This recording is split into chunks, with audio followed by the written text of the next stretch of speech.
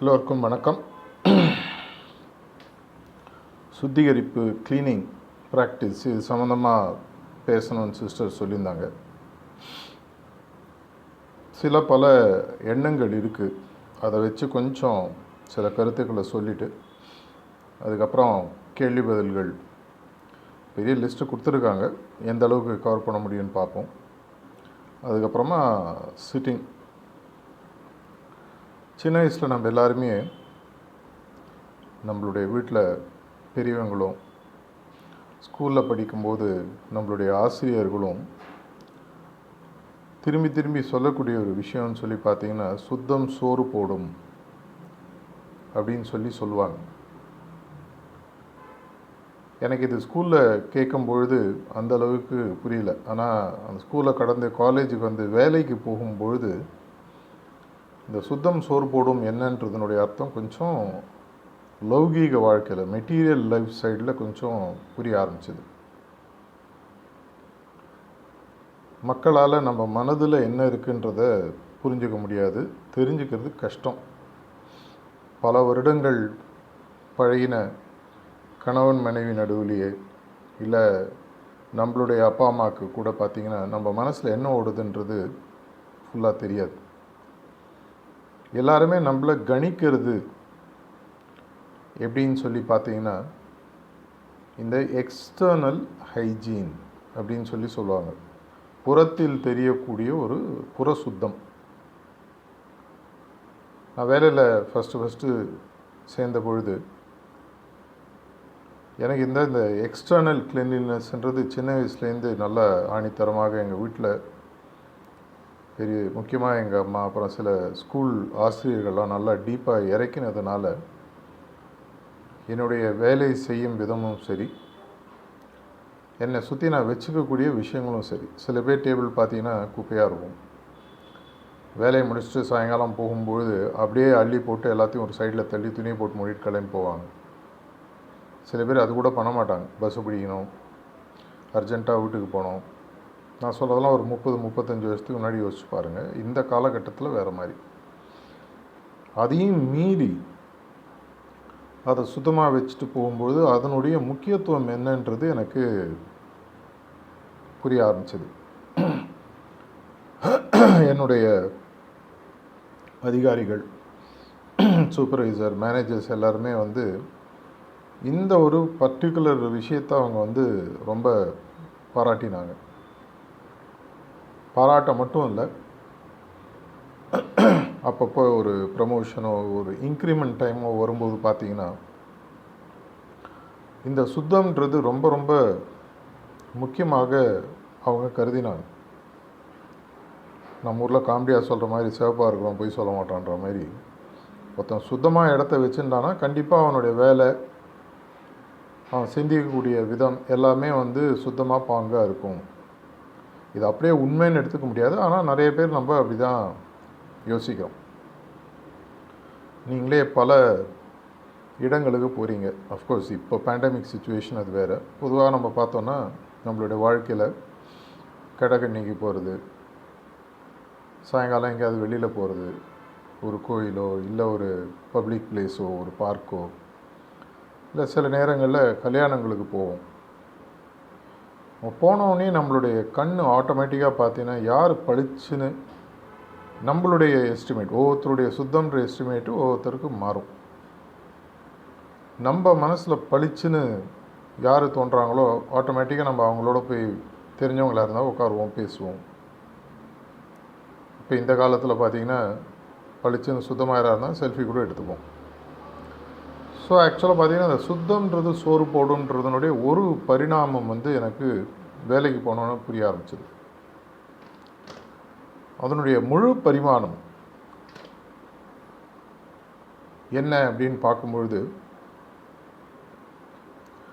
ஆன்மீகம்ன்றதில் எனக்கு சின்ன வயசுலேருந்தே நாட்டம் உண்டு. நானே எனக்கு தெரிஞ்ச மாதிரி ஏதோ பண்ணுவேன்.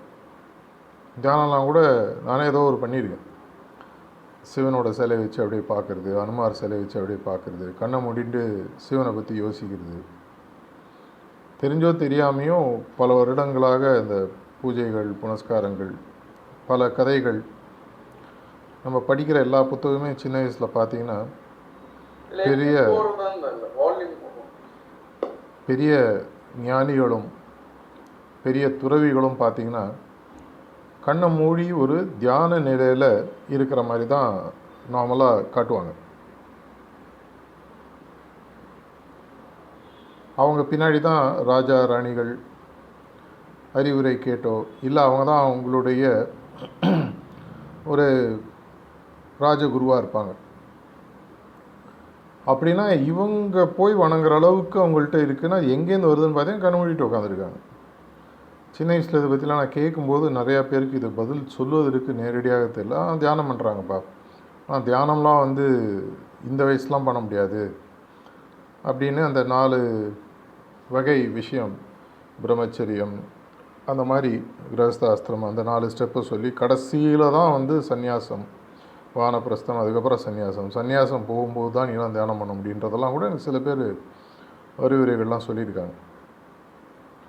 சின்ன வயசில் எனக்கு வந்து என்னுடைய சில நண்பர்களும் சில உறவினர்கள் வயதானவர்கள் இந்த ஆன்மீகத்தில் நாட்டம் இருக்கிறவங்க நிறைய இந்த தியான மார்க்கம் சம்மந்தப்பட்ட புக்கெல்லாம் சின்ன வயசில் கொடுத்துருக்காங்க. வள்ளலார் பற்றி படிச்சிருக்கேன். நிறைய பேர் உங்களுக்கு தெரிஞ்சிருக்காது. ஆனால் ரமண மகரிஷிக்கே வந்து ஒரு குருவாக கருதப்பட்டவர். அவர் குரு நேரடியாக சொல்ல முடியாது. பார்த்திங்கன்னா சேஷாதிரி சுவாமிகள், இவங்களோட புத்தகங்கள்லாம் தாக்கங்கள்லாம் சின்ன வயசில் நிறைய இருந்திருக்கு. அதெல்லாம் படிக்கும்போது ஏதோ தியானம்னு ஒன்று இருக்குது அப்படின்றது நானே ஏதோ எனக்கு தெரிஞ்ச அளவுக்கு கண்ணை மூடினோங்க ஏதோ பண்ணிகிட்ருப்பேன். அது சரியாக பண்ணேனான்றது கண்டிப்பாக இப்போ நம்ம மாஸ்டர் சொல்கிற மாதிரி ப்ளசிபோ மெடிடேஷனாக தான் அநேகமாக இருந்திருக்குன்றது எனக்கு இப்போ புரியுது. அப்புறம் சில என்னுடைய ஆஃபீஸில் என்னுடைய கொலீக்ஸ், நண்பர்கள், என்னோடய வேலை பணிபுரியவர்கள் சில பேர் தியானத்தை பற்றி என்கிட்ட பேச ஆரம்பித்தான். ஸ்பெசிஃபிக்காக என்னுடைய ஜூனியர் ஒருத்தன் என்கிட்ட பேச ஆரம்பித்தான். முதல்ல நான் ரொம்பலாம் பிடி கொடுக்கல.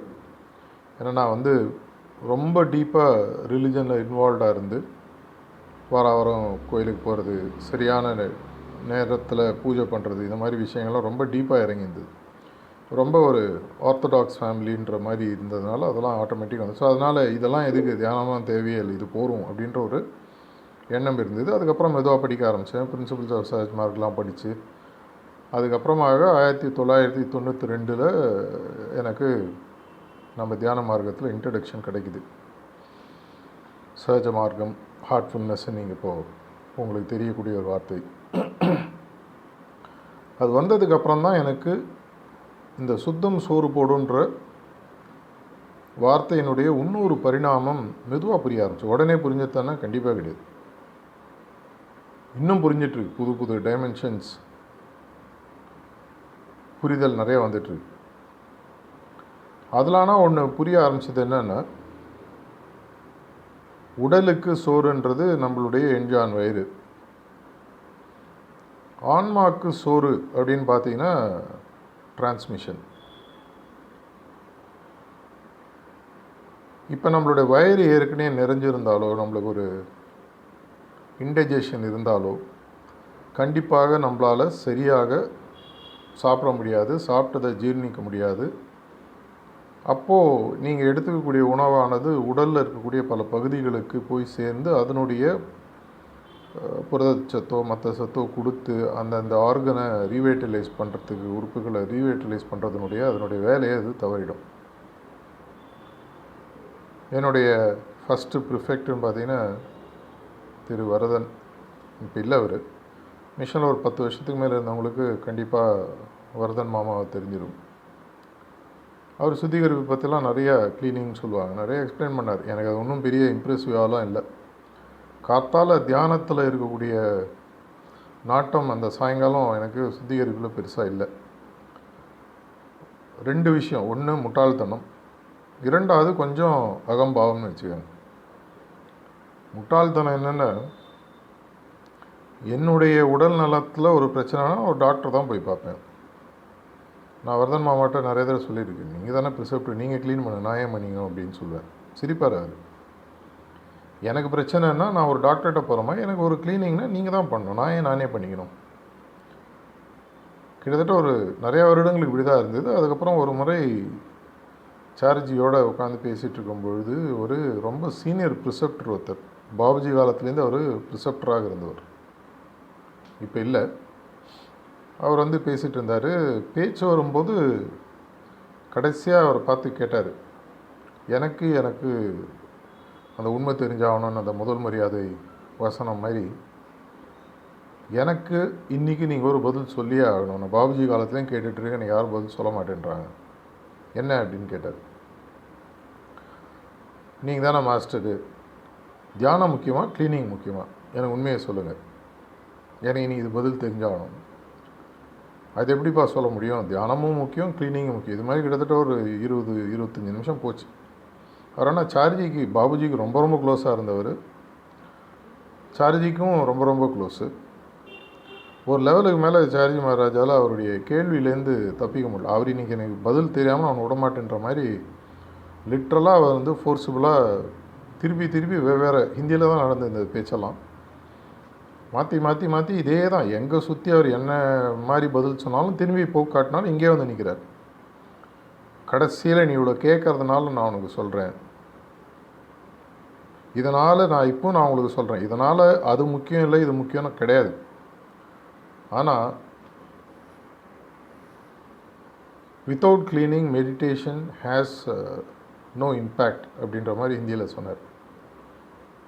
சுத்திகரிப்பு செய்யாத தியானத்திற்கு எந்த விதமான பலனும் கிடையாது. இது பாபுஜி மகாராஜும் சொல்லியிருக்காரு, சார்ஜி நிறைய டாக்ஸில் சொல்லியிருக்காரு. ஒரு திருடனுக்கு வெறுனை டிரான்ஸ்மிட் பண்ணிங்கன்னா இன்னும் நல்ல திருடனாக மாறுறான், அயோக்கியனுக்கு டிரான்ஸ்மிஷன் பண்ணிங்கன்னா நல்ல அயோக்கியனாக மாறுறான், திறம்பட்ட அயோக்கியனாக மாறுறான். இது எனக்கு பல வருடங்களுக்கு வார்த்தைகள் புரியுது, அதனோட உள்ளர்த்தம் புரியலை. அதுக்கப்புறம் இன்னொரு முறை திருப்பூரில் ஒரு டாக்கு சார்ஜி மகாராஜ் கொடுத்தாரு, நான் அப்போ கூட இருந்தேன். அந்த டாக்கு எண்டிங் லைன் சொன்னால் நீங்கள் அநேகமாக தேடி கண்டுபிடிச்சி அதை, அந்த டாக் ஃபுல்லாகவே க்ளீனிங் பற்றி தான். அது எண்டிங்கில் இது வந்து ஒரு பப்ளிக் ப்ரோக்ராம் மாதிரி பண்ணாங்க, அபியாசி இருந்தாங்க, வெளியிலேருந்து நிறைய பேர் வந்திருந்தாங்க. அந்த எண்டிங்கில் இந்த லைன் சொல்லி அந்த டாக் அருமையாக முடிப்பார். வெளியில் சுத்தம் பண்ணுறவங்க ரிலிஜனை நோக்கி போங்க, உள்ளே சுத்தம் பண்ணுறவங்க தியானத்தை நோக்கி வாங்க அப்படின்ற மாதிரி சொல்லி முடித்தார். எக்ஸாக்ட் இதே வார்த்தைகளில் கிட்டத்தட்ட இது மாதிரி வார்த்தைகள். அப்போ தான் எனக்கு புரிய ஆரம்பிச்சது, என்ன தான் சேர்த்து ஒட்டினாலும் இந்த உடலில் எண்ணெயை போட்டுட்டு மண்ணில் புரண்டா எதுவும் ஒட்டாதுன்னு சொல்லுவாங்க. அதே மாதிரி எவ்வளோதான் டிரான்ஸ்மிஷன் நம்மளுக்கு கொடுக்கப்பட்டாலும், ஏற்கனவே ரொம்பினா ஒரு டம்ளரில் தண்ணியை மேலே ஊற்றினா தண்ணி வெளியில் கொட்டுமே வழியே உள்ளே போகாது, கொஞ்சம் சேரும், இருக்கிற தண்ணியோட லைட்டாக இந்த ஆஸ்மாசிஸ்னால் கொஞ்சம் சேரும். ஆனால் கண்டிப்பாக அந்த ஊற்றப்பட்ட தண்ணின்றது வேஸ்ட் ஆகிடும். அதே மாதிரி தான் டிரான்ஸ்மிஷனும். எனக்கு இந்த கொடுக்கப்பட்ட தலைப்பினால் நான் சுத்திகரிப்பை பற்றி நான் உயர்வாக பேசலை. உண்மையாகவே சுத்திகரிப்புன்ற போது என்ன நடக்குது அப்படின்னு சொல்லி பார்த்தீங்கன்னா, ஒரு வேக்யூம் கிரியேட் ஆகுது உள்ள, கம்ப்ளீட்டாக ஒரு எம்டினஸ். ஃபிசிக்ஸ் படித்தவங்களுக்கு தெரியும், வேக்யூம்னுடைய பவர் பார்த்தீங்கன்னா அப்சல்யூட் வேக்யூம். லிட்ரலாக பார்த்தீங்கன்னா இதுக்கு ஒரு சின்ன வயசில் எங்களுக்கு ஃபிசிக்ஸ் வாத்தியார் கிளாஸில் ஒரு எக்ஸ்பெரிமெண்ட் பண்ணதில் எக்ஸ்பெரிமெண்ட் பற்றி சொல்லுவார். நீ இந்த பக்கம் ஒரு 5 குதிரை, அந்த பக்கம் ஒரு 5 குதிரையை கட்டிட்டு நடுவில் ஒரு கப்பு கரெக்டாக ரெண்டுத்தையும் ஜாயின் பண்ணி உள்ள வேக்யூம், பர்ஃபெக்ட் வேக்யூமை க்ரியேட் பண்ணிட்டேன்னா 10 ஹார்ஸ் பவர், இந்த பக்கம் 5 ஹார்ஸு, அந்த பக்கம் 5 ஹார்ஸு, 10 ஹார்ஸு சேர்ந்து இழுத்தா கூட அந்த பாத்திரத்தால் பிரிக்க முடியாது. ஏன் அப்படின்னு கேட்கும்போது அதுதான் வேக்யூமுடைய சக்தி. அந்த அளவுக்கு அது இன்டர்னல் ஃபோர்ஸ் உள்ளே க்ரியேட் பண்ணி தன்னை நோக்கி எல்லாத்தையும் இழுக்கும். 10 குதிரைகள் சேர்ந்து இழுத்தா கூட அது இழுக்க முடியாதுன்ற மாதிரி சொல்லுவார். அதோட இதை நான் சேர்த்து பார்க்கும்பொழுது எனக்கு இந்த வேக்யூம்னோட பவர் நம்மளுக்கு புரியுது. க்ளீனிங் பண்ண பண்ண பண்ண பண்ண பண்ண என்ன ஆகுதுன்னா உங்களுடைய ஹார்ட் வந்து பர்ஃபெக்ட் வேக்யூமாக மாறுது. அந்த பர்ஃபெக்ட் வேக்யூமில் தான் உங்களால் கண்டிப்பாக ஏதாவது ஒரு விஷயத்தை ரொப்பலாம், எதை வேணால் ரொப்பலாம். எது ரொப்புறீங்களோ அது வேகமாக வந்து சேரும். நார்மல் சிட்டிங்கில் உங்களுக்கு வந்து சேர்ந்து உங்களுக்கு ஐக்கியமாகி நீங்கள் தியானத்தில் டீப்பாக போகக்கூடிய டிரான்ஸ்மிஷனை விட சாயங்காலம் சுத்திகரிப்பு முடிக்கும் பொழுது எண்டிங்கில் நீங்கள் ஒரு சஜஷன் கொடுக்குறீங்க இல்லையா, the divine current from master's heart is entering into my heart and filling up the vacuum அப்படின்னு ஒரு சஜஷன் கொடுக்குறீங்க. அப்போது நீங்கள் நிஜமாகவே ஒரு ஃபீலிங் மோடில் யோசிச்சிங்கன்னா அப்பேற்பட்ட ஒரு சட்டில் ஃபோர்ஸ் என்ட்ராகிறதும் உங்களால் ஃபீல் பண்ண முடியும். கார்த்தால் நீங்கள் நாளையிலேருந்து இதை யோசித்து பண்ணி பாருங்கள். சேமா சொன்னாங்க இப்போ தான் இந்த 90 days ப்ராக்டிஸ் ஆரம்பிச்சிருக்கேன். எவ்வளோ நாள் ஆயிருக்குன்னு எனக்கு தெரியல. பாக்கி இருக்கிற இந்த 90 days சேலஞ்சு நாட்களில் ஒரு எக்ஸ்பெரிமெண்ட் மாதிரி பண்ணுங்கள். இந்த மாதிரி எக்ஸ்பெரிமெண்ட்ஸ்லாம் தாஜிக்கு ரொம்ப பிடிக்கும். உங்களுக்கும் இதன் மூலமாக இதனுடைய பலன் புரிய ஆரம்பிக்கும். எங்கள் ப்ரிசெப்டர் சொன்னார், எங்கள் பக்கத்து வீட்டு ஃப்ரெண்டு சொன்னார், எங்கள் அக்கா இல்லை எங்கள் அம்மா இல்லை எங்கள் பிரதர் இல்லை என் தம்பி யாரோ சொன்னதுனால நான் தியானம் பண்ணுறேன்றது வந்து பிரயோஜனம் இல்லை. யாரோ ஒருத்தர் சொல்லி கடவுளை நம்புறது வந்து பைத்தியார்த்தனம். நான் உணரணும். அப்படி நான் உணரணும்னு சொன்னால் இந்த எக்ஸ்பெரிமெண்ட் பண்ணுங்கள். நாளையிலேருந்து காத்தால் தியானம் பண்ணும் பொழுது ஒரு சஜஷன் போட்டுட்டு உட்காருங்க. எப்படி டிரான்ஸ்மிஷன் இறங்குது, என்ன இம்பேக்ட் வருதுன்னு எனக்கு தயவு செஞ்சு புரிய வைங்கன்ற சஜஷனோட, ஒரு சட்டில் சஜஷனோடு உட்காருங்க. தியானம் முடிக்கும் போது நீங்கள் அதை அப்சர்வ் பண்ணும் பொழுது எப்படி அந்த டிரான்ஸ்மிஷன் சட்டிலாக இறங்குதுன்றதை நீங்களே அப்சர்வ் பண்ணுங்கள். இதே சாயங்காலம் சுத்திகரிப்பு 20-25 நிமிஷம் நீங்கள் பண்ணுறீங்க. சுத்திகரிப்பு எப்படி பண்ணணும்னு நான் சொல்ல போகிறதில்ல. கண்டிப்பாக அதற்கான வீடியோஸும் ரீடிங் மெட்டீரியலும் உங்கள் ப்ரிசெப்டர்ஸும் இருக்காங்க. அதில் நான் இப்போ டீப்பாக போக விரும்பல. அன்லஸ் நீங்கள் எண்டிங்கில் உங்களுக்கு அந்த ப்ராசஸ்லேயே கேள்வி இருந்தால் அது அப்புறம் பார்க்கலாம். இந்த 15-20-25 நிமிஷம் மனசு லகுவாக ஆற வரைக்கும் க்ளீனிங் பண்ணணுன்னு தான் நம்மளுடைய மாஸ்டர்ஸ் சொல்கிறாங்க. சில பேருக்கு 10-15 நிமிஷத்தில் முடியும், சில பேருக்கு 20-25 நிமிஷம் ஆகலாம். ஒவ்வொரு நாளைக்கு மாறும். இன்றைக்கி 15 நிமிஷம் க்ளீனிங் பண்ணணும்னு லைட் ஆனதுனால நாளைக்கு 15 நிமிஷம் சொல்ல முடியாது. ஒரு அனுமானத்தில் ரஃப்பாக ஒரு 20-30 நிமிஷம் உட்காருங்கன்னு சொல்கிறாங்க. ஆனால் உங்களுடைய ஹார்ட்டுக்கு தெரியும், அன்றைக்கி எனக்கு பெருசாக மனசில் சஞ்சலங்கள் இல்லை, பெருசாக இன்றைக்கி என் மனசை உழுக்கக்கூடிய நிகழ்வுகளோ விஷயங்களோ நடக்கலை அப்படின்னு பொழுது கண்டிப்பாக உங்களுக்கு வந்து க்ளீனிங் வந்து சீக்கிரம் முடிஞ்சிடும். ஆனால் இதுவே அன்றைக்கி உங்கள் மனசு சஞ்சலப்படக்கூடிய விஷயங்கள், யாருக்கும் உடம்பு சரியில்லை, இல்லை உங்களுக்கும் உங்களுடைய உறவினருக்கோ உங்கள் மனைவிக்கோ கணவருக்கோ ஏதோ தகராறு, வாய் வார்த்தை கொஞ்சம் நடக்குது, இல்லை உங்கள் ஆஃபீஸில் பணிபுரியிருக்கும் உங்களுக்கு ஏதோ ஒரு மீட்டிங்கில் ஒரு மனக்கசப்பு, அப்போ என்ன ஆகும்னு பார்த்தீங்கன்னா உங்களுடைய மனசு வந்து ரொம்ப பாதிச்சிருக்கும். அன்றைக்கி கண்டிப்பாக அந்த இம்ப்ரெஷன் ஃபார்மேஷன் கொஞ்சம் ஜாஸ்தியாக இருக்கும். அப்போ கண்டிப்பாக கொஞ்சம் க்ளீனிங் எக்ஸ்ட்ரா தேவைப்படும்.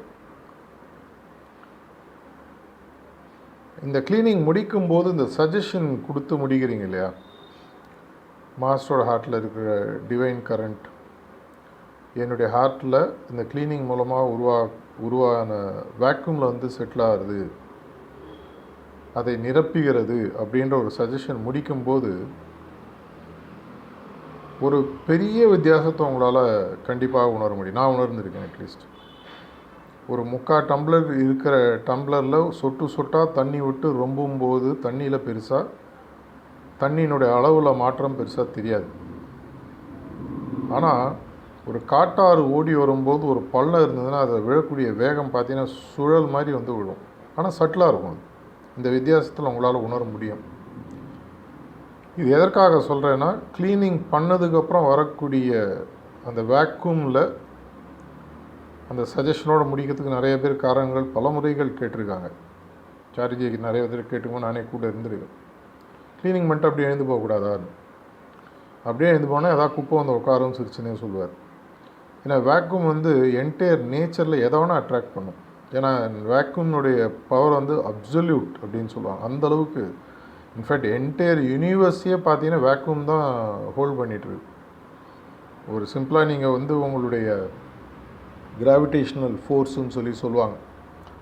அந்த கிராவிடேஷ்னல் ஃபோர்ஸ் இல்லை புல்லினுடைய பவரோட வேக்யூம் வந்து க்ளோஸ் டு 0, லிட்ரலாக 0.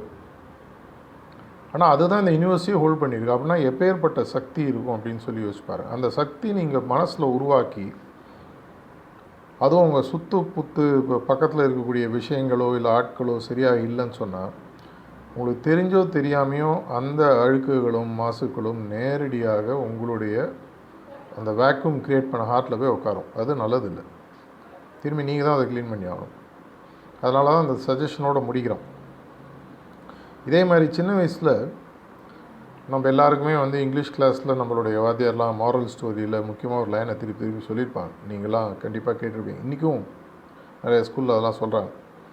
Cleanliness is next to godliness அப்படின்னு அந்த காலத்தில் சொல்லுவாங்க. ஆனால் ஹார்ட்ஃபுல்னஸ் ப்ராக்டிஸ் பண்ணதுக்கு அப்புறம்தான் ஆணித்தரமாக எனக்கு புரிஞ்சதுன்னு பார்த்தீங்கன்னா, cleanliness is not next to godliness. ஆனால் cleanliness is what leads to godliness. சுத்தம் தான் கடவுள் தன்மைக்கு அடுத்தது அப்படின்றது போக, சுத்தம் தான் கடவுள் தன்மைக்கு உங்களை இட்டு செல்லும் அப்படின்ற ஒரு உண்மை எனக்கு நிஜமாகவே ஆணித்தரமாக புரிய ஆரம்பித்தது. ரிலிஜனில் கூட எடுத்து பார்த்தீங்கன்னா, கோயில் பிரகாரங்கள், சன்னிதானம், எல்லா இடத்தையுமே பார்த்தீங்கன்னா ரொம்ப ரொம்ப ரொம்ப பளிச்சுன்னு சுத்தமாக வச்சுருப்பாங்க. இதற்கும் ஒரு அருமையான காரணம் நீங்கள் பல புத்தகங்களை படித்தீங்கன்னா உங்களுக்கு தெரிஞ்சிருக்கும். அதுவும் ஆன்மீக சார்ந்த புத்தகங்களை படித்தீங்கன்னா நல்லாவே தெரிஞ்சிருக்கும். கடவுள் இருக்க வேண்டிய இடம் சுத்தமாக இருக்கணும். சின்ன வயசில் நம்மளுக்கு அப்ட்ராக்டாக ஆன்மீகம், நம்ம எல்லாருமே பிரகலாதன் கிடையாது, மார்க்கண்டேயன் கிடையாது. சின்ன வயசுலேயே நம்மளுக்கு அந்தளவுக்கு புரிதல் வருவது. தூணிலும் இருப்பார், துரும்பிலும் இருப்பார்னா நம்மளுக்கெல்லாம் அதை விஷுவலைஸ் பண்ணி பார்க்கறது கூட நரசிம்மராக தான் பார்ப்போம். இந்த பிரகாரங்கள், கோயில், கடவுள் இருக்கக்கூடிய கர்ப்ப கிரகம் இதெல்லாம் சுத்தமாக வச்சுக்கிறதுக்கு காரணம் என்னென்னா, கடவுள் இருக்கக்கூடிய இடம் சுத்தமாக இருக்கணும். அதனால தான் நீங்கள் கோயிலுக்கு போகும்போது உங்கள் மனசு ஆட்டோமேட்டிக்காக ஒரு தூய்மையையும் ஒரு அமைதியையும் ஒரு நிம்மதியையும் உணரும். எதனால்? அந்த இடம் சுத்தமாக இருக்குது. இடம் மட்டும் சுத்தமாக இல்லை, அங்கே சொல்லக்கூடிய மந்திரங்களுக்கும் சில அர்த்தங்கள் இருக்குது. இன்றைக்கி ஸ்பெசிஃபிக்காக இப்போ இருக்கக்கூடிய காலகட்டத்தில் இந்த மந்திரங்கள் பற்றிலாம் நிறைய பிரச்சனைகள் ஓடிட்டுருக்கு. இதில் முக்கியமான விஷயம் நான் படித்தது, பெரியவங்கள்ட்டேருந்து கேட்டு தெரிஞ்சுனதெல்லாம் பார்த்தீங்கன்னா, இந்த மந்திரங்களுக்கு ஒரு மீட்டர்னு ஒன்று சொல்லியிருக்கும். அதாவது எப்படி உச்சரிக்கணும். அது மேஜிக் கிடையாது, பியூர் சவுண்ட் வைப்ரேஷனை வச்சு ஒரு எஃபெக்டை கொண்டு வருது. எப்படி ஒரு ராகம் வாசிக்கும்போது நம்ம மனசில் ஒரு ராகம் வாசித்தா சந்தோஷமாக இருக்குது, இன்னொரு ராகம் வாசித்தா அழுக வருது, இன்னொரு ராகம் வாசித்தா தூக்கம் வருது, இன்னொரு ராகம் வாசித்தா மழை பெய்யுது, அமிர்தவர்ஷினி. எதனாலன்னா ஒவ்வொரு சவுண்டுக்கும் ஒவ்வொரு மியூசிக்குக்கும் ஒரு மீட்டர்னு இருக்குது. இதை அறிவியல் பூர்வமாக ஸ்டடி பண்ணி கண்டுபிடிச்சிருக்காங்க நிறைய சயின்டிஸ்டெல்லாம். இப்போ இந்த மந்திர உச்சாடனம் அப்படின்றது ஒரு மீட்டரில், ஒரு ஸ்பெசிஃபிக் வேவ் லென்த்தில், ஒரு ஸ்பெசிஃபிக் இன்டர்னேஷன்ஸ், ப்ரொனன்சியேஷன்ஸ், பிச்சில் சொல்லும் பொழுது அது ஒரு வைப்ரேட்டரி ஃபோர்ஸை க்ரியேட் பண்ணுது. அது தெரியாமையே நம்மலாம் மொழி பிரச்சனையில் மாட்டிக்கிறோம். மந்திரங்கள் கடவுளுக்கு சொல்கிறதுன்றது மொழிக்கு அப்பாற்பட்டது. ஏன்னா அந்த காலத்து பெரியோர்கள்லாம் மொழியை சார்ந்து கடவுள் வழிபாடை உருவாக்கலை. கடவுள் வழிபாடுக்கு எது ஏதுவாக இருக்கிறதோ அதற்கு தேவையான விஷயங்களை உருவாக்கினாங்க. அது புரியாமல் இன்றைக்கி நம்ம நிறைய விஷயங்களில் மாட்டின்னு தவிச்சிட்ருக்கோம். ஹிந்தியில் கும்பிடணுமா, தமிழில் கும்பிடணுமா, இங்கிலீஷில் கும்பிடணுமா, கடவுளுக்கு தமிழ் தெரியாதா, சம்ஸ்கிருதத்தில் தான் சொல்லணுமா, அது இல்லை. நம்மளால் அதே உச்சாடனத்தோட, அதே உச்சரிப்போட, அதே மீட்டரோட ஒரு மந்திரத்தை கொண்டு வர முடிஞ்சதுன்னா கண்டிப்பாக அதே பலன் உருவாகும். அப்படி இல்லைன்னா என்ன ஆகும்னா விழலுக்கு இறைத்த நீராக மாறுவதற்கு வாய்ப்புகள் இருக்குதுன்னு பெரியவர்கள் சொல்லியிருக்காங்க. இப்படி அந்த மந்திரங்கள் உச்சாடனம் பண்ணும்பொழுது அந்த இடமானது ஆட்டோமேட்டிக்காக ஒரு வைப்ரேட்டரி ஃபோர்ஸை க்ரியேட் பண்ணுது. அந்த வைப்ரேட்டரி ஃபோர்ஸோட நம்ம போய் ரெசனேட் ஆகிறோம். ரெசனேட்டுன்றது நீங்கள் படிச்சிருப்பீங்க. இப்போ ஸ்ட்ரிங் இன்ஸ்ட்ருமெண்ட்ஸ்லாம் பார்த்தீங்கன்னா ரெசனேஷன், அந்த ரெசனன்ஸ் இல்லைன்னா ஸ்ட்ரிங் இன்ஸ்ட்ருமெண்ட்ஸ் வேலை செய்யாது. இப்போ வீணை இருக்குன்னா 3வது கம்பியை தட்டி ஃபஸ்ட்டு கம்பியில் அந்த சைடில் கை வச்சாங்கன்னா ஒரு நாதம் விழும். இங்கே தட்டும் அங்கே பிடிக்கிறதும் ரெசனேட் ஆகி ஒரு ஒரு இசையை உருவாக்குது. அதே மாதிரி அந்த மந்திரங்கள் அந்த ரெசனன்ஸை உருவாக்கும்போது நம்ம மனசில் ஒரு நிம்மதியும் ஒரு சந்தோஷமும் ஒரு அமைதியும் உருவாகிறது. இது ஆனால் எதற்காக சொல்லப்படுகிறது அப்படின்றத நம்ம இன்னும் டீப்பாக புரிஞ்சுட்டோன்னா, அதே ரெசனன்ஸ், அதே மந்திர உச்சாடனத்தின் மூலமாக, உச்சரிப்பின் மூலமாக கோயிலில் வெளியில் கொடுக்கக்கூடிய அந்த சுத்தம், மனதில் ஏற்படக்கூடிய ஒரு அனுபவத்தை தியானத்தின் மூலமாகவும் சுத்திகரிப்பின் மூலமாகவும் உட்காந்த இடத்துலேருந்தே கொண்டு வர முடியும். நிறைய பேர் கேட்குறாங்க, பாபுஜி மகாராஜ் ரிசர்ச் பண்ணாங்கன்னு சொல்கிறீங்களே, என்னென்ன இது மாதிரி விஷயங்களும் அதில் ஒன்று. பல விஷயங்கள் அவர் சொன்னாலும் நம்மளுக்கு நேரடியாக புரியறதில்லை. அதை தான் நம்மளுடைய மாஸ்டர்ஸ் எடுத்து டீட்டெயில்டாக எக்ஸ்பிளைன் பண்ணுறாங்க. சார்ஜியாக இருக்கட்டும், தாஜியாக இருக்கட்டும். திரும்பி பார்த்தீங்கன்னா லாலாஜி மகாராஜுடைய சவுண்டு சம்மந்தப்பட்ட அந்த ஓம்ன்ற வார்த்தையை வச்சே தாஜி எவ்வளோ நேரம் பேசினாருங்களா கேட்டிருப்பீங்க. அப்படி கேட்கலன்னா தயவு செஞ்சு சப்டைட்டிலோட யூடியூப்பில் இருக்குது பாருங்கள். இதெல்லாம் எதுக்கு அப்படின்னு சொன்னால், இந்த வெளியில் இருக்கக்கூடிய சுத்தம், அந்த வெளியில் இருக்கக்கூடிய வைப்ரேஷன் எல்லாருக்குமே கோயிலுக்கு போகக்கூடிய வாய்ப்பு கிடைக்காது. எல்லாருக்குமே வீட்டில் இருக்கக்கூடிய சில பேர் வீட்டிலலாம் விக்கிரம் வச்செல்லாம் பூஜைலாம் பண்ணுவாங்க. ஆனால் அனைவருக்குமே பார்த்தீங்கன்னா உட்காருவதற்குன்னு கண்டிப்பாக ஒரு இடம் கிடைக்கும். தொடர்ச்சியாக ஒரே இடத்துல உட்காந்து பண்ணிங்கன்னா ஆட்டோமேட்டிசம் உருவாகுது. அதை பற்றி நம்மளுடைய ப்ரிசெப்டர்ஸும் ட்ரெயினர்ஸும் உங்களுக்கு சொல்லிக் கொடுப்பாங்க கண்டிப்பாக. இந்த சுத்திகரிப்பும் இந்த தியானத்தின் மூலமாக கூடிய அந்த வைப்ரேட்டரி ஃபோர்ஸும் இந்த ப்ரேயர் மூலமாக கனெக்ட் ஆகிறதும் தான் வெளியில் இருக்கக்கூடிய சுத்தத்தை உள்ளே கொண்டு போய், வெளியில் இருக்கக்கூடிய கடவுள் மாதிரியே நம்ம இதயத்துலேயும் ஒரு கடவுள் இருக்கார். அந்த கடவுளுக்கு தேவையான இடத்தை நம்ம சுத்தமாக வைத்து, இதயம் ஒரு கோயில்னு பாட்டெலாம் அந்த காலத்தில் வந்துருக்கு, நம்மளாம் கேட்டிருக்கோம். திரைப்பட பாடல்கள்லாம் தெரிஞ்சோ தெரியாமையோ நிறையா பேர் இதயத்துக்கு ரொம்ப முக்கியத்துவம் கொடுத்து பேசியிருக்காங்க. அரசியல்வாதியாக இருந்தாலும் சரி, ஞானிகளாக இருந்தாலும் சரி, எந்த லைனில் இருக்கிறவங்களும் பார்த்தீங்கன்னா இதயத்தினுடைய முக்கியத்துவத்தை சொல்லியிருக்காங்க. இந்த இதயத்தில் கடவுள் இருக்கார், எல்லா இடத்துலையும் இருக்கக்கூடிய கடவுள் இதயத்திலும் ஒளி ரூபமாக இருக்கார். அந்த இடத்த அப்படின்னா நம்ம எவ்வளோ புனிதமாக வச்சுருக்கணும். நம்ம வீட்டிலேயே சின்ன வயசில் வளரும்போது பூஜை ரூம்னு ஒன்று இருக்கும். அந்த பூஜை ரூம் பார்த்தீங்கன்னா அவ்வளோ நார்மலாக, ஆல்மோஸ்ட் எல்லா வீட்லேயும் பார்த்தீங்கன்னா பளிச்சுன்னு சுத்தமாக ஒரு விளக்கேற்றி வச்சு, எந்த மதமாக இருந்தாலும் சரி, ஒவ்வொரு மதத்துக்கும் ஒவ்வொரு கோட்பாடுகள். ஆனால் ஒர்ஷிப் பிளேஸு நம்ம வீட்டில் அநேகமாக எல்லாருமே ஒரு இடத்த வச்சுருப்போம். அதோட ஒரு உயர்ந்த ஒர்ஷிப் பிளேஸ்ன்னு பார்த்தீங்கன்னா உங்கள் ஹார்ட். இதனால தான் பார்த்தீங்கன்னா பியூரிட்டி வீவ்ஸ் டெஸ்டினின்னு சொல்கிறாங்க. க்ளீனிங்லேயே நம்ம ஆக்சுவலாக என்ன எய்ம் பண்ணுறோம் அப்படின்னு சொல்லி பார்த்தீங்கன்னா, காம்ப்ளெக்சிட்டிஸும் இம்ப்யூரிட்டிஸும் ஹார்ட்டை விட்டு வெளியில் போகுதுன்னு இமேஜின் பண்ணி அதை புகை ரூபமாக நம்ம வெளியில் அனுப்புகிறோம் பின் வழியாக. காம்ப்ளெக்சிட்டிஸ்னால் என்ன? நம்ம மனசில் இருக்கக்கூடிய சிக்கல்கள், நம்ம மனசில் இருக்கக்கூடிய ஒரு குருட்டாம்போக்கு எண்ணங்கள். அதனால ரொம்ப காம்ப்ளெக்ஸ் ஆளுப்பா, ரொம்ப குழப்பவாதி, எதாவது பேசுவோம், இப்படிலாம் கேள்விப்பட்டிருக்கோம். அந்த காம்ப்ளெக்சிட்டி இருக்கும் பொழுது சிம்பிளிசிட்டி இருக்காது. கடவுள்ன்றவர் ரொம்ப சிம்பிள். நம்ம குருநாதர்கள் பாருங்கள், ரொம்ப சிம்பிள். காட்லினஸ் வேணும்னா சிம்பிளாக இருக்கணும். சிம்பிளாக எப்படி இருக்க முடியும்னா காம்ப்ளெக்சிட்டியை ரிமூவ் பண்ணணும். எப்படி காம்ப்ளெக்சிட்டி ரிமூவ் பண்ணுறது? வெளிப்புறமாக பிஹேவியர் சேஞ்ச் கொண்டு வரலாம். ஆனால் உள்ளேருந்து மாறுதல் வரணும்னா சுத்திகரிப்பு, காம்ப்ளெக்சிட்டி ரிமூவ் பண்ணுறோம். அண்ட் இம்ப்யூரிட்டிஸ், கடவுள்ன்றவர் சிம்பிளானவர் மட்டும் இல்லை, சுத்தமானவரும் கூட. கடவுள் தன்மை, உடல் சுத்தம் இல்லை, இருக்கக்கூடிய இடம் சுத்தம், இருக்கக்கூடிய தன்மை சுத்தம். இது இரண்டுத்தையும் தான் நம்ம பாவனையாக எடுத்துக்கொண்டு all the complexities and impurities are leaving me through my back இந்த form of smoke or vapour அப்படின்றத சஜஷனோடு ஆரம்பித்து, அதை ஆக்சிலரேட் பண்ணி அந்த லைட்னஸ் வரும்பொழுது மாஸ்டரோட ஹார்ட்லேருந்து வரக்கூடிய அந்த டிவைன் கரண்ட்டு இந்த வேக்யூமை ஃபில் பண்ணுது அப்படின்ற எண்ணத்தோடு நம்ம சுத்திகரிக்க முடிகிறோம். எதற்காக? அநேகமாக நம்ம அனைவருமே ஏதோ ஒரு ரிலீஜியஸ் நம்பிக்கையோடு தான் லைஃப்பை முதல்ல ஆரம்பித்து அதுலேருந்து ஆன்மீக தேடலுக்கு வந்துடுவோம். 1ஆம் கிளாஸ் 2ஆம் கிளாஸ் 3ஆம் கிளாஸ் பையன் படித்து 10ஆம் கிளாஸ் வரும்போது 1 2 3ஆம் கிளாஸை விட்டுட்டான்னு அர்த்தம் இல்லை.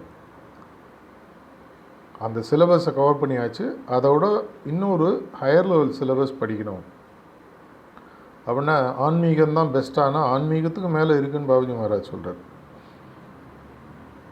அது எண்ட்ஸுன்றதை கூட தப்பாக புரிஞ்சுக்கிறாங்க நிறைய பேர். Where religion and spirituality begins. இப்போ நீங்கள் கன்னியாகுமரி பக்கம் போகிறீங்கன்னு வச்சுக்கோங்க.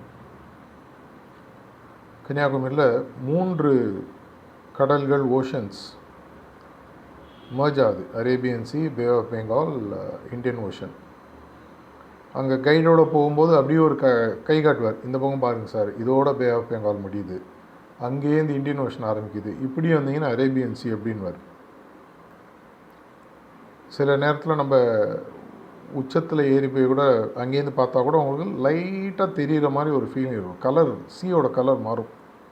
ஆனால் ரொம்ப கேமராலாம் நீங்கள் நேஷ்னல் ஜியோகிராஃபிக்லாம் ஹெலிகாப்டர் எடுத்து போட்டதெல்லாம் பார்க்கலாம், இருக்குது.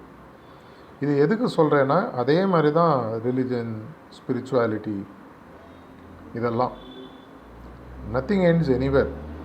இது அதோட மர்ஜ் ஆகி அடுத்த பரிணாமத்துக்கு போகுது. அதே பாபுஜி மகாராஜ் சொல்கிற, வேர் ஸ்பிரிச்சுவாலிட்டி எண்ட்ஸ் ரியாலிட்டி பிகின்ஸ், வேர் ரியாலிட்டி எண்ட்ஸ் பிளிஸ், வேர் பிளிஸ் எண்ட்ஸ், அப்படி போயிட்டே இருக்குது மல்டிபிள் டைமென்ஷன்ஸ்னு சொல்லி சொல்கிறாங்க. அதனால் நம்மளுடைய மத கோட்பாடுகள் சொன்ன அதே விஷயங்களை ஆன்மீகத்தில் உள்ள தேடி உங்களுக்கு சுலபமான வழியில் எந்த குறிக்கோளுக்காக நீங்கள் மதத்தில் நம்மளாம் இருந்தோமோ இருக்கோமோ, கடவுள்னு ஒருத்தர் இருக்கார், அந்த கான்செப்டை மதம் நமக்கு புரிய வைக்குது. புரிஞ்சால் போருமா? சரி, கோயிலுக்கு போகிறோம், பிளேசஸ் ஆஃப் வர்ஷிப்புக்கு போகிறோம், சர்ச்சுக்கு போகிறோம், இல்லை நமாஸ் பண்ணுறோம், இல்லை ஒரு குருத்வாராவுக்கு போகிறோம். அதையும் மீறி தேடல்கள் ஆரம்பிக்கும். அதனால தான் எல்லா ரிலிஜன்லையும் பார்த்தீங்கன்னா சூஃபிசம்னு இஸ்லாமில் இருக்குது. ஒவ்வொன்றுத்துலேயும் பார்த்தீங்கன்னா கிறிஸ்டியானிட்டியில் மிஸ்டிக்ஸ்னு இருப்பாங்க. இப்போது இந்து மதத்தில் எடுத்திங்கன்னா துறவிகள், அவங்களுக்கு அந்த உண்மைகள் புரியும் போது ரிஷிகளாக மாறி அப்படியே கடைசியாக பிரம்ம வித்தியை ஃபுல்லாக கண்டுபிடிச்சி ப்ராக்டிஸ் பண்ணும்போது அவங்க பிரம்ம ரிஷியாக மாறுறாங்க. இப்போ உங்களுடைய பையன் 1ஆம் கிளாஸ் படிச்சுட்டு நல்ல மார்க் வாங்கி 2ஆம் கிளாஸ் போக மாட்டேன்னு 1ஆம் கிளாஸு 10 வருஷம் படித்தா நீங்கள் வருத்தப்பட மாட்டிங்களா? கிட்டத்தட்ட அதே மாதிரி தான். விவேகானந்தர் சொன்ன மாதிரி, it's okay to be born in religion, please don't die in religion அவர் சொல்லியிருக்கார். பாபுஜி மகாராஜ் அது வேறு மாதிரி சொல்லியிருக்கார். உண்மையை தேடுவதில் பல பரிணாமங்களில் ரிலிஜன் அப்படின்றது ஒரு முதல் படி, ஆன்மீகம்ன்றது 2வது படி, ரியாலிட்டின்றது 3வது படி, ஆனந்தம் பிளிஸ்ன்றது 4வது படி. இது மாதிரி படிப்படியாக போயிட்டே இருக்கணும்.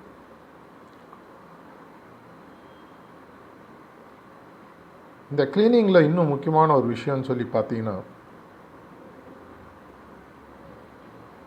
நம்ம எல்லாருக்குமே 3 உடல்கள் இருக்குது அப்படின்னு யோக சாஸ்திரம் சொல்லுது. ஸ்தூல சரீரம், சூக்ஷ்ம சரீரம், காரண சரீரம் சொல்லி சொல்லுவாங்க. ஸ்தூல சரீரம்ன்றதான் நம்மளுடைய உடல். இந்த எண்ஜான் உடலுக்காக தான், இந்த எண்ஜான் வயிறுக்காக தான் நம்ம பார்த்திங்கன்னா வாழ்க்கை ஃபுல்லாக ஓடிட்டுருக்கோம். அதுக்கு தேவையான விஷயங்களை கொடுக்குறோம். தேவையானது மட்டும் கொடுத்தா பரவாயில்ல, அதுக்கு மேலே நிறையவே கொடுத்து அதை ஒரு மாதிரி ஆக்கி விட்றோம். ஆனால் இந்த ஸ்தூல சரீரன்றது ஒரு போட்டு மாதிரி. அந்த போட்டை யூஸ் பண்ணி சம்சார சாகரம்ன்ற கடலை தாண்டி அந்த பக்கம் போகணுன்றதுக்காக தான் இந்த போட்டு, அதுக்காக தான் இந்த உடலும் கூட.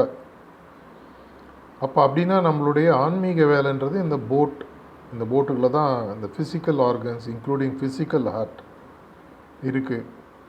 மைண்டு ஃபீல்டு இந்த பாடியை சுற்றி தான் இருக்குது. எவ்வளோ தூரம் ஒவ்வொரு சயின்ஸில் ஒரு மாதிரி சொல்கிறாங்க. அந்த எண்டில் பார்த்தீங்கன்னா காசல் பாடி, இல்லை காரண சரீரம், இல்லைன்னா ஆன்மா, சோலுன்னு சொல்லி வச்சுக்கலாம். அதுவும் வந்து பியூர் லெவலில் தான் இருக்குது, அதுக்கு எந்த விதமான பிரச்சனையும் இல்லை. இந்த எண்டில் பார்த்தீங்கன்னா உடல், அதனால் ஒரு லெவலுக்கு மேலே பிரயோஜனம் இல்லை. அப்படின்னா நடுவில் உண்மையான நம்மளுடைய ஆன்மீக வளர்ச்சிக்கு எது வந்து ஒரு முக்கியமான தோதுவாக இருக்குன்னு பார்த்தீங்கன்னா அது சட்டில் பாடி இல்லைன்னா சூக்ஷ்ம சரீரம். இந்த சூக்ஷ்ம சரீரத்தினுடைய 4 படிவங்கள் பார்த்தீங்கன்னா உங்களுக்கு புத்தி, மனஸ், அகங்கார், சித்துன்னு சொல்லுவாங்க. புத்தின்றதுன்னா நம்மளுடைய இன்டெலெக்ட்னு சொல்லலாம். மனசுன்றது வந்து நம்மளுடைய மைண்டு, அகங்காரன்றது ஈகோ, சித்துன்றது நம்மளுடைய அஃப்கோர்ஸ் சித்து உங்களுக்கு தெரிஞ்சிருக்கும். வெறும் இன்டெலெக்டோடு இருந்தால் போருமா அப்படின்னா போகாது. இன்டெலெக்ட்ன்றது வந்து இன்டெலிஜென்ட்டாகவே எல்லாத்தையும் பார்த்து தான் போகாது. ஒரு லெவலுக்கு மேலே அது விஸ்டமாக மாறணும். புத்திசாலியாக இருக்கிறது வேறு, அறிவாளியாக இருக்கிறது வேறு, ஞானியாக இருக்கிறது வேறு. அதுக்கப்புறம் பார்த்தீங்கன்னா தியானத்தில் முதல்ல திங்கிங்கில் ஆரம்பிக்கிறோம். எல்லா இடத்துலையும் இருக்கக்கூடிய கடவுள் என்னுடைய இதயத்திலும் ஒளிரூபமாக இருக்கிறார். சரி இருக்கீங்க, நீங்கள் உங்களுடைய அப்பாவுக்கோ அம்மாவுக்கோ ஃபோன் பண்ணுறீங்க. ஃபோன் எடுத்தோன்னே சொல்லுப்பா, அம்மா பேசுகிறியா, அம்மா பேசுகிறியா, அம்மா பேசுகிறியான்னு அதையே விஷயம் பிரயோஜனம் இல்லை. அப்புறம் அந்த பக்கம் லைனில் வந்தவங்களோட நம்ம கனெக்ட் ஆகி நம்மளுடைய உணர்வுகள் அவங்களுக்கு புரியணும், அவங்களோட உணர்வுகள் நம்மளுக்கு புரியணும். தியானத்தில் அதனால தான் திங்கிங், இந்த இனிஷியல் தாட்டின் மூலமாக கடவுள்ன்றவருடைய ப்ரெசன்ஸை நீங்கள் உருவாக்குறீங்க. அதுக்கப்புறம் அவருடைய தன்மையை நீங்கள் உணர ஆரம்பித்து ஃபீல் பண்ண ஆரம்பிங்க. இந்த ஃபீலிங்லேருந்து உங்களுக்கு மெதுவாக இந்த பிகமிங்கிற ஸ்டேஜுக்கு போகும். அவரை மாதிரியே ஆகணும், அவரை மாதிரியே ஆக ஆரம்பிக்கணுன்ற ஒரு எண்ணம் வந்து அவரை மாதிரி ஆக ஆரம்பித்து 4வது ஸ்டேஜ் பீயிங் சொல்லுவாங்க. அவரை மாதிரியே ஆனதுக்கப்புறம் நான் வேறு அவர் வேறு இல்லைன்ற எண்ணம் நமக்கு வராது, ஆனால் அது நடைமுறைப்படுத்தப்படும். எப்படி ஒரு கடலில் இருக்கிற மீனுக்கு தான் கடலில் இருக்கோன்றது தெரியாதோ, ஒரு மீனை தூக்கி நீ எங்கேப்பா இருக்குன்னு கேட்டால் அது என்ன சொல்லும்? நான் இருக்கேன், உன்னை சுற்றி இருக்குது தான் நான் கடல்னால் அதுக்கு தெரியாது. ஒருவேளை அந்த மீனை எடுத்துன்னு வந்து நம்மளை மாதிரி ஒரு மனுஷனாக மாற்றி கரையோரமாக நிற்க வச்சு, ஓ இதுதான் கடலா, இங்கே தான் நான் இருந்தேனான்னு அது கேட்கும். அந்த ஸ்டேஜுக்கு நம்ம போயிட்டு நானும் கடலும் ஒன்று, எனக்கும் அந்த கடலுக்கும் வித்தியாசம் இல்லை. Where the drop merges in the ocean, where the ocean merges in the drop. இது நடக்கும்போது நீங்கள் பீயிங்ன்ற ஸ்டேஜுக்கு வரீங்க. இதற்கு உதவியாக இருக்கிறது நான் என்ற என்னுடைய எண்ணம். இப்போ நான் என்ற எண்ணம் நாமாக மாறி அவர்ன்ற ஸ்டேஜுக்கு வந்து கம்ப்ளீட்டாக சரண்டர் ஆகி சரணாகதி ஆகும் பொழுது இந்த ஈகோன்ற ஸ்டேஜும் நம்மளுடைய ஆன்மீக முன்னேற்றத்தை யூஸ் பண்ணிக்கிறோம். இதெல்லாம் பண்ணும்போது உங்களுடைய சித் அப்படின்றது வந்து ஆட்டோமேட்டிக்காக எங்கே உங்களுடைய அந்த கான்ஷியஸ்னஸோட சீட்டுன்னு சொல்கிறாங்களோ அது மெதுவாக கடவுள் தன்மையை நோக்கி உருவெடுக்க ஆரம்பிக்கிறது. ஸோ ஆக்சுவலாக நம்மளுடைய உண்மையான ஆன்மீக வளர்ச்சின்றது பார்த்திங்கன்னா அஃப்கோர்ஸ் பாயிண்ட்ஸ், ரீஜன்ஸ் இதெல்லாம் இருக்குது. ஆனால் இதையும் மீறி உண்மையான வளர்ச்சின்றது பார்த்திங்கன்னா உங்களுடைய எக்ஸ்பேன்ஷன் ஆஃப் கான்ஷியஸ்னஸ். இந்த சித்தினுடைய ஸ்டேட்டு நம்ம பிறந்தபோது இருந்த நிலைமையை விட கடவுள் தன்மையை நோக்கி இன்னும் பெரிய லெவலில் எக்ஸ்பேண்ட் ஆகி போயிட்டே இருக்கணும். இதற்கு தேவையான 3 கருவிகள், முக்கியமான கருவிகள். இது போராது, ஆனால் இதுதான் ஸ்டார்டர் டூல் கிட்டுன்னு சொல்கிற மாதிரி தியானம், சுத்திகரிப்பு, பிரார்த்தனை. இதை பண்ணிகிட்டே இருக்கும்போது உங்களுடைய தொடர் தியான நிலை இல்லை ஒரு எப்பவுமே ஒரு பெர்மனன்ட் ஸ்டேட் ஆஃப் மெடிடேட்டிவ் ஃபீலிங்கில் நீங்கள் வர ஆரம்பிச்சிடுறீங்க. நீங்கள் செய்யும்போது நீங்கள் செய்கிறீங்களா அவர் செய்கிறீங்களான்ற எண்ணம் கூட இல்லாத ஒரு நிலைமைக்கு நம்ம வர ஆரம்பிக்கிறோம். இதை செய்வதற்கு பல வழிமுறைகள் இருக்குது. இதுக்கு சரணாகதி, பக்தி, அன்பு, இதுதான் கீதையில் பார்த்தீங்கன்னா ஞான மார்க்கம், பக்தி மார்க்கம், யோக மார்க்கம், வரிசையாக நிறையா இருக்குது இல்லையா, கர்ம யோகி, இது மாதிரிலாம் சொல்கிறாங்க. இதுக்கு திரும்பி பார்த்தீங்கன்னா உங்களுடைய டெய்லி ப்ராக்டிஸில் தான் எல்லாமே வந்து சேருது. நம்மளுடைய பயிற்சியை நம்ம தொடர்ச்சியாக செய்யும் பொழுது குருநாதனுடைய ஹெல்ப்பு வந்து கண்டினியூஸாக நமக்கு வந்துகிட்டே இருக்கு. நம்ம ஒரு படி எடுத்து வைக்கும்போது அவரும் ஒரு படி வைக்கிறார். இந்த வாமன அவதாரம் அஃப்கோர்ஸ் நாளைக்கு ஓணம், அதனால் இது கரெக்டாக கனெக்டும் ஆகும். வாமனாவதாரத்தில் 3வது முதல் 2த்தையும் உலகத்தையும் அண்ட சராசரத்தையும் 2 காலம் அளந்து 3வது காலை அவர் தலையில் வைக்கிற மாதிரி கடவுள் ஒரு காலடி எடுத்துக்கும் போது அவர் நம்மளை நோக்கி வரக்கூடியதுன்றது இன்னும் பல பன்மடங்கு வேகமாக பெரிய லெவலில் நடக்குது.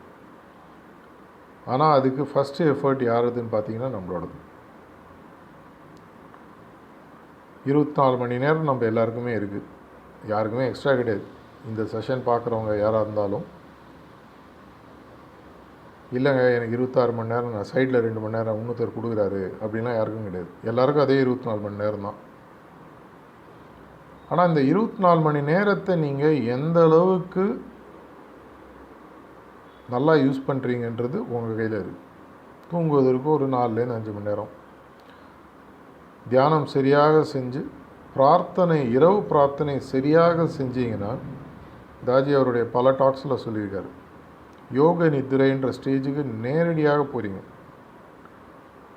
வேர்ல்டு வைட் ரிசர்ச்சில் கண்டுபிடிச்சது 5000-10,000 மணி நேரம் தியானம் பண்ணவர்களால் தான் அந்த டெல்டா வேவ் ஸ்டேட்டுக்கு ஈஸியாக போக முடியும். யோக நித்திரைன்றது வந்து இந்த டெல்டா ஸ்டேட், டீப் ஸ்லீப், அந்த ஸ்டேஜுக்கு அவங்களால தான் போக முடியும் அப்படின்னு கண்டுபிடிச்சிருக்காங்க. ஆனால் ஹார்ட்ஃபுல்னஸ் சிஸ்டமில் நம்ம ப்ராக்டிஸில் கண்டுபிடிச்சிருக்கிறது என்னென்னா, முதல் 3 சிட்டிங் முடிச்சுட்டு ஒருத்தர் நைட்டு ப்ரேயர் பண்ணுறாருன்னா அவருக்கும் அந்த டெல்டா ஸ்டேட்டுக்கு போகிறதுக்கான ஒரு ஆப்பர்ச்சுனிட்டி ப்ரேயரில் இருக்குது.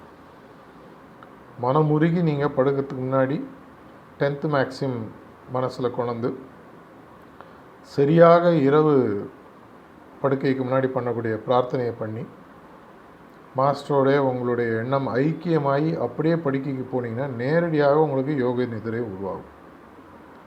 யோக நிதிரை ஸ்டேட்டில் 4 to 5 hours ஸ்லீப்பே போகிறோன்னு சயின்ஸ் சொல்லுது.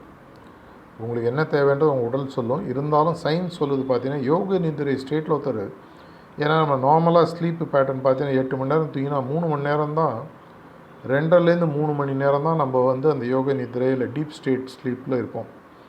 மற்ற நேரத்துலாம் பார்த்தீங்கன்னா உங்களுக்கு வந்து வெவ்வேறு ஸ்டேட்டு லெவல் 1, லெவல் 2, லெவல் 3 ஸ்டேட்டில் மாறி மாறி போயிட்டுருக்கோம். ரேப்பிட் ஐ மூமெண்ட்டில் ஆரம்பித்து பல நிலைகள் இருக்குது. இது எதுவுமே வந்து நல்ல ஸ்லீப்பை கொடுக்குது. இதனால தான் சில நேரம் 8-9 மணி நேரம் தூங்க வேண்டியதாக இருக்குது, 2.5 மணி நேரம் சரியான தூக்கம் கிடைப்பது இருக்குது. அதுக்கும் இன்றைக்கி வந்து ஹார்ட்ஃபுல்னஸ் மெடிடேஷனில் உங்களுக்கு நைட்டு இரவு நேர தியானத்தின் பிரார்த்தனையின் மூலமாக அதுக்கும் வழி கண்டுபிடிச்சிருச்சு. நேரடியாக நீங்கள் சரியாக அந்த இரவு நேர பிரார்த்தனையை பண்ணி படுத்திங்கன்னா யோக நிதிரைக்கு நேரடியாக போகிறீங்க.